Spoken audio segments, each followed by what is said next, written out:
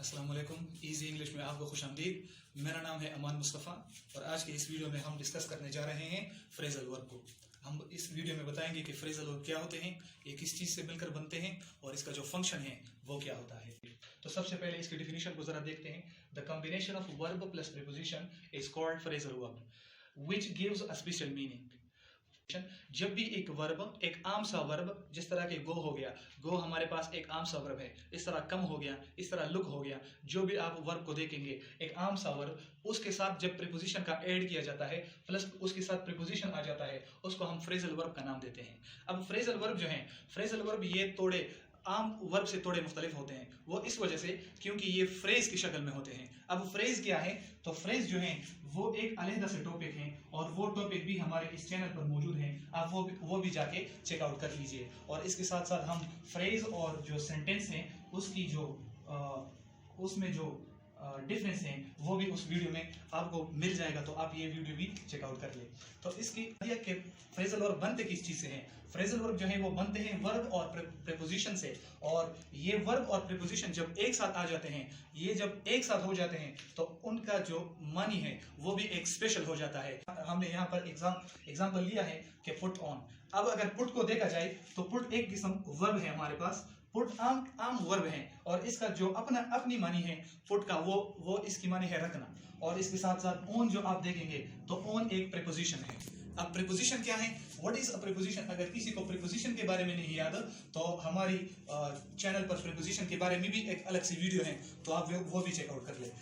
Put और on ये जो है ना, ये फ्रेजल वर्ब है। अब इनकी मानी को हम देखते हैं कि अगर पुट की मानी को देखा जाए तो पुट की मानी है रखना और ऑन किसी चीज के ऊपर, मतलब के ऊपर और पर, ये हम मानी हम बता सकते हैं। तो पुट ऑन का यहाँ पर जो मीनिंग है टू वियर समथिंग, किसी चीज को पहनना। तो पहनना, वियर की जगह पर हम पुट ऑन को भी इस्तेमाल करते हैं। और पुट ऑन जो है ये हमारे पास एक फ्रेजल वर्ब है। फ्रेजल वर्ब की डिफिनीशन के मुताबिक जब पुट एक वर्ब और प्लस उसके साथ एक प्रीपोजिशन आ गया और इसकी जो मानी है वो भी एक स्पेशल मीनिंग होगी। डिफिनीशन में हमने लिखा है कि इसकी जो कॉम्बिनेशन है वो वर्ब और प्रीपोजिशन होगी। तो यहाँ पर एक हमारे पास वर्ब है और दूसरा हमारे पास ऑन, ये जो प्रीपोजिशन है ये लगा हुआ है। और इसके बाद अगर आप देखेंगे तो इसकी मानी जो है वो भी स्पेशल है, जिस तरह के हमने डिफिनीशन में बताया है। तो इसको हम फ्रेजल वर्ब का नाम देते हैं। और इसके अलावा नीचे जो एग्जांपल हमें दिया गया है वो है टेक आउट।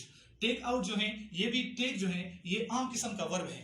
टेक मतलब लेना और आउट जो है ये इसकी मानी है बाहर। और टेक जो है ये हमारे पास एक आम सा वर्ब है और इसके अलावा आउट जो है ये हमारे पास प्रीपोजिशन है। तो ये टेक और आउट एक साथ मिले हैं तो इसको प्रीपोजिशन का फ्रेजल वर्ब का नाम दिया जाता है। और यहाँ पर इसकी मानी जो है वो है उतारना।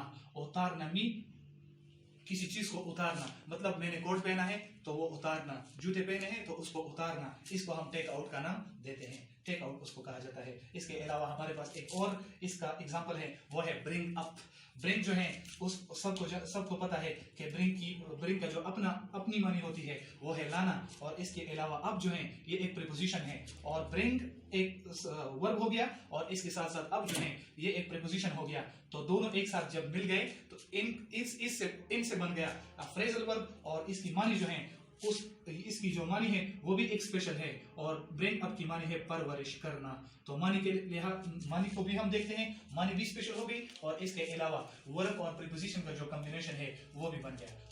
तो फ्रेजल वर्ब में हम दो चीजों को मेनली डिस्कस करेंगे कि एक वर्ब होगा, सिर्फ एक वर्ब नहीं होगा, एक वर्ब होगा, इसके साथ साथ एक और पार्टनर होगा। पार्टनर उसका कौन होगा? प्रीपोजिशन होगा। और इसके साथ साथ एडवर्ब भी लगाया जाता है। ये बात नोट कर ले कि कभी कभी फ्रेजल वर्ब में प्रीपोजिशन की जगह एडवर्ब को भी ऐड किया जाता है। ये बात भी ज़हन-नशीन कर ले। जिस तरह वर्ब हो गया, वर्ब के साथ हम प्रीपोजिशन की जगह एडवर्ब को भी लगा सकते हैं, एडवर्ब को भी ऐड कर सकते हैं। डिफिनीशन दोनों का सेम है, फंक्शन जो है वो दोनों का सेम है। फंक्शन के बारे में जरा मैं बताऊं कि ये जो फंक्शन है इनका वो भी आम वर्ब की तरह है। काम करते हैं, सेंटेंस में हमें एक्शन बताते हैं, सेंटेंस में हमें जो है ना वो है स्टेट बताते हैं और सेंटेंस में हमें जो है ना वो टेंस को जाहिर करते हैं। तो ये आम वर्ब की तरह ये भी एक वर्ब है। और इसके साथ साथ इनके जो है ना वो टू काइंड्स हैं और वो भी फ्रेजल वर्ब जो है वो दो किस्म के फ्रेजल वर्ब हैं। हमारे पास एक होता है इनसेपरेबल और दूसरा होता है सेपरेबल। अब इनसेपरेबल क्या है? इनसेपरेबल ऐसे फ्रेजल वर्ब होते हैं जो एक दूसरे से जुदा नहीं हो सकते। जो वर्ब है और जो उसका पार्टिकल प्रीपोजिशन या एडवर्ब जो आता है उसके साथ, वो एक दूसरे से जुदा नहीं हो सकते। जैसा कि हमने एग्जांपल में लिखा है काउंट ऑन। काउंट ऑन का मतलब है इन्हिसार करना। यहाँ पर हमने जुमला बनाया है, सेंटेंस हमने बनाया है my father counts on me. इसका मतलब ये हुआ कि मेरा वालिद जो है वो मेरे ऊपर इन्हिसार करता है। अगर ये हम इस तरह करें कि ये जो काउंट है ये एक वर्ब है हमारे पास, और इस तरह ऑन जो है ये प्रीपोजिशन है, तो ये दो जोड़ी जो है ये फ्रेजल वर्ब कहलाती है, और इसका जो मीनिंग है वो है इन्हिसार करना। अगर हम ये इस तरह करें कि ये काउंट जो है ये अपनी जगह पर लगाएं और ये ऑन जो है ये मी के पीछे लगाएं, तो ये जुमला हमारे पास ये गलत हो जाएगा, क्योंकि ये काउंट ऑन जो है वो हमारे पास ऐसा फ्रेजल वर्ब है जो कि एक दूसरे से अलहदा नहीं हो सकता, वो अलहदा ना होने के काबिल है, जिस तरह हमने लिखा हुआ है इनसेपरेबल। और इसके साथ साथ लुक आफ्टर को अगर हम देखें, लुक आफ्टर भी इसी के कैटेगरी में आता है, इनसेपरेबल। ये दूसरा एग्जांपल है इनसेपरेबल का। तो यहाँ पर हमने लिखा है कि the gardener looks after the garden. इस जुमले में हमने लुक आफ्टर, लुक जो है ये एक वर्ब है, और इस तरह आफ्टर जो है, आफ्टर ये एक प्रीपोजिशन है, और ये दोनों जोड़ी जो है फ्रेजल वर्ब के वो एक साथ में हमने लगाए हैं। अब ये हम इस तरह नहीं कर सकते कि ये जो प्रीपोजिशन है वो इसको उसके बाद लगाएं, नाउन के बाद लगाएं, या जो भी रेस्ट ऑफ द सेंटेंस है उसके बाद लगाएं, तो ये जुमला हमारा गलत होगा, क्योंकि लुक आफ्टर जो है वो हमेशा एक दूसरे के साथ आएंगे, वो कभी भी एक दूसरे से अलग नहीं हो जाएंगे। और इसकी जो दूसरी काइंड है वो है सेपरेबल फ्रेजल वर्ब। अब सेपरेबल फ्रेजल वर्ब वो फ्रेजल वर्ब होते हैं जो कि अपने पार्टिकल से, अपने प्रीपोजिशन से, या अपने जो एडवर्ब हैं उनसे जुदा हो सकते हैं। यहाँ पर हमने एक एग्जांपल दिया है ब्रिंग अप। जिस तरह के हमने पहले भी बताया कि ब्रिंग अप जो है ये एक वर्ब है हमारे पास, और दूसरा जो इसका पार्टिकल है, इसका जो साथी है वो है प्रीपोजिशन। तो इसकी जो मीनिंग है वो है परवरिश करना। तो इसको हमने सेंटेंस में यूं इस्तेमाल किया है कि अरशद ब्रॉट अप अली। यहाँ पर अगर हम एक चीज को गौर से देखें तो यहाँ पर हमने लगाया है ब्रॉट, जो है ब्रिंग का जो है सेकंड फॉर्म है, या थर्ड फॉर्म भी इसी तरह ब्रॉट है, लेकिन यहाँ पर हमने सेकंड फॉर्म को इस्तेमाल किया हुआ है। तो जो ब्रिंग अप है यहाँ पर हमने लगाया हुआ है ब्रॉट, और इस तरह ये है अप।